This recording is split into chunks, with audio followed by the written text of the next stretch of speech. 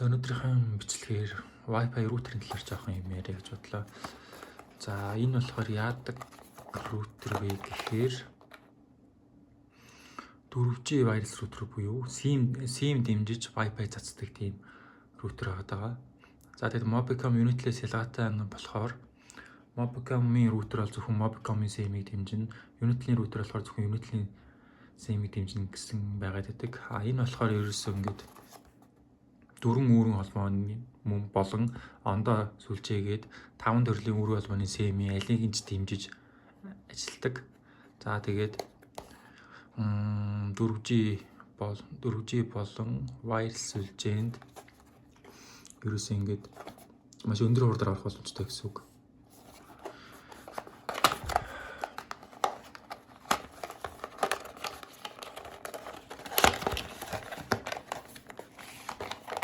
За задлаа үзэхэд бол энэ бол C-type-оор болон USB-гээр тийм тог авт юм л. Тэгэхээр ер нь бол гадуур явж байхдаа бас ашиглаж болно гэсэн үг. Power bank-д ч юм уу те эсвэл машин дотор ашиглаж болно. За нэг юм төхөөрөмж байгаа. Wi-Fi router буюу SIM дэмждэг. SIM-ээр ашиглана гэсэн үг.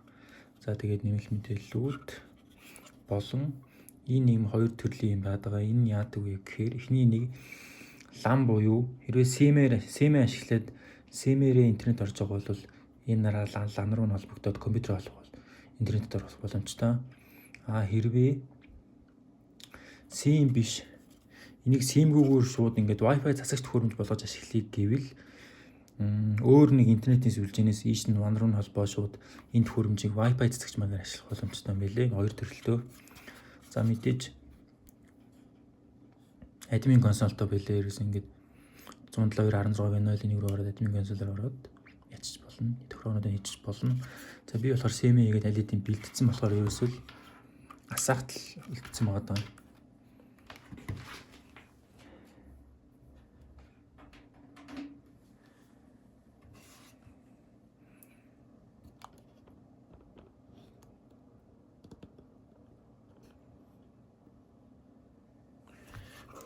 За асаж ах шиг байна.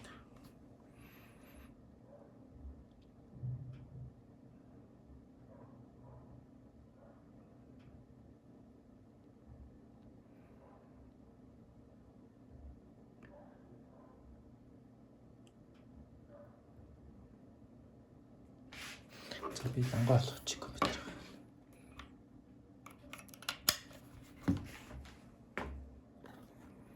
За лангаа олгосоо би лангаа интернет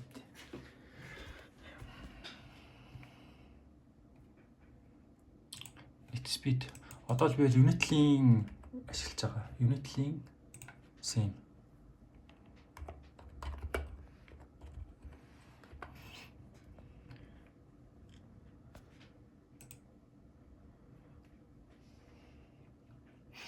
Unity-лэр ихэд бол дагуу хурж шүү бас.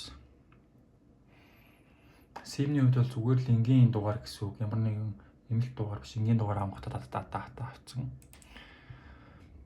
За latency буюу response тоглоход ер нь их чухал байгаа. Тоглоомн дээр бол 24 миллисекунд болон даунлоод хийхэд бол 30 миллисекундд айгүй бага миллисекундтэй мэлээ. Би сая нэг тоглоод үзсэн. Дотоо хэрэг бол асуудалгүй болж байна лээ. За одоо ингээл заавал Unity-ийн Wi-Fi router, Skype-ийн Wi-Fi router аваад авах шаардлагагүй. Зөвхөн энэ төхөөрөмжөөр өөрөлдөө саан чамаагүй бүх дөрвөн үүрэн операторыг ашиглаад явчих боломжтой юм байлээ. Өөр бас Huawei-ийн Mercer 4G router-ууд бас байдаг. Huawei-ийнх ер нь бол бас сайн. За TP-Link-ийг нэг авах гэж үзсэн чинь TP-Link-ийг болохоор жоохон тасалдаг гээд нөгөө нэг Reddit дээр хүмүүс жоохон шүүмжилсэн байлээ. Тэгээд TP-Link-ийн ийм 4G Wi-Fi router бол төхөөрөмж аваагүй. За өнөөдөр хамслагд тусгая та.